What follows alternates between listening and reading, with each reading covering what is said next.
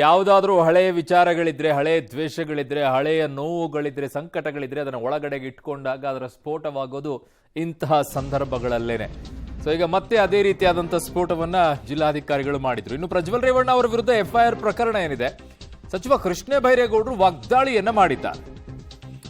ಏನ್ ಹೇಳಿದ್ದಾರೆ? ಇದು ಪ್ರಪಂಚದಲ್ಲಿಯೇ ನಡೆದಂತಹ ದೊಡ್ಡ ಲೈಂಗಿಕ ಹಗರಣ ಅನ್ನುವಂಥದ್ದನ್ನ ವ್ಯಾಖ್ಯಾನ ಮಾಡ್ತಾ ಇದ್ರು. ಸೆಕ್ಸ್ ಸ್ಕ್ಯಾಮ್ ಅಷ್ಟೇ ಅಲ್ಲ, ಇದು ಅತ್ಯಾಚಾರ ಪ್ರಕರಣ ಅಂತ ಅವರು ವ್ಯಾಖ್ಯಾನ ಮಾಡ್ತಾ ಇದ್ದಾರೆ. ನೂರಾರು ಮಹಿಳೆಯರ ಮೇಲೆ ನಡೆದ ಲೈಂಗಿಕ ದೌರ್ಜನ್ಯ ಪ್ರಕರಣ ಇದು ಅಂತ ಹೇಳಿ ಬಿಜೆಪಿ ಮತ್ತು ಜೆಡಿಎಸ್ ಮುಚ್ಚಿ ಹಾಕುವ ಕೆಲಸ ಮಾಡಿದ್ದಾರೆ. ಆರೋಪಿಯನ್ನ ವಿದೇಶಕ್ಕೆ ಕಳುಹಿಸಿ ರಕ್ಷಿಸುವ ಕೆಲಸ ಮಾಡ್ತಾ ಇದ್ದಾರೆ, ದೇಶಕ್ಕೆ ಅವಮಾನ ಮಾಡುವ ಕೆಲಸ ಮಾಡಿದ್ದಾರೆ ಅಂತ ಕಿಡಿಕಾರಿದ್ದಾರೆ ಸಚಿವರಾದಂಥ ಕೃಷ್ಣ ಬೈರೇಗೌಡರು.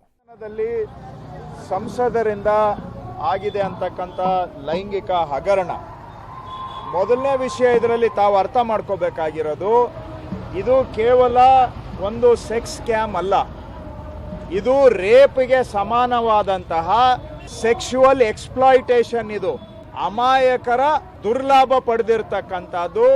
ಇದು ದಯವಿಟ್ಟು ಇದನ್ನ ನೀವು ಯಾವುದೋ ಸೆಕ್ಸ್ ಸ್ಕ್ಯಾಮ್ ಅಂತ ಕರಿಬೇಡಿ.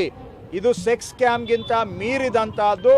ಇದು ರೇಪ್ಗೆ ಸಮಾನವಾದಂಥ ಸೆಕ್ಸುವಲ್ ಎಕ್ಸ್ಪ್ಲಾಯಿಟೇಷನ್. ಇದು ಲೈಂಗಿಕ ದೌರ್ಜನ್ಯ ಪ್ರಕರಣ. ಇದು ಅಂತಾರಾಷ್ಟ್ರೀಯ ಮಟ್ಟದಲ್ಲಿ ಕಠಿಣ ಕಾನೂನು ಇದೆ.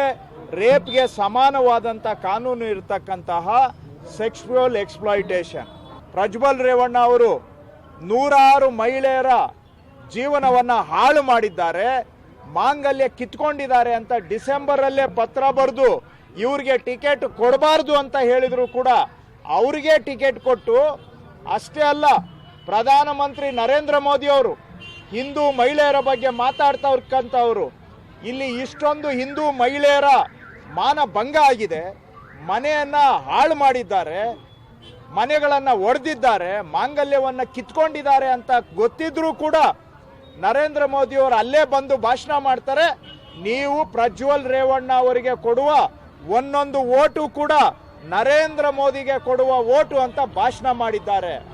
ಎಲ್ಲವೂ ಕೂಡ ಈಗ ನೇರವಾಗಿ ಉತ್ತರವನ್ನ ಬಿಜೆಪಿಯವರು ಕೊಡಬೇಕು, ಮೋದಿಯವರು ಉತ್ತರವನ್ನ ಕೊಡಬೇಕು ಅಂತ ಹೇಳ್ತಾ ಇದ್ದಾರೆ. ನಾಳೆ ಕಾಂಗ್ರೆಸ್ನಲ್ಲಿ ಇಂಥದ್ದೇ ಯಾವುದಾದ್ರೂ ಪ್ರಕರಣಗಳು ಬಂದಂತಹ ಸಂದರ್ಭದಲ್ಲಿ ಉತ್ತರವನ್ನ ರಾಹುಲ್ ಗಾಂಧಿ ಕೊಡ್ಲಿ, ಡಿ ಕೆ ಶಿವಕುಮಾರ್ ಕೊಡ್ಲಿ, ಸಿದ್ದರಾಮಯ್ಯ ಕೊಡ್ಲಿ ಅಂತಂದ್ರೆ ಹೇಗಾಗತ್ತೆ?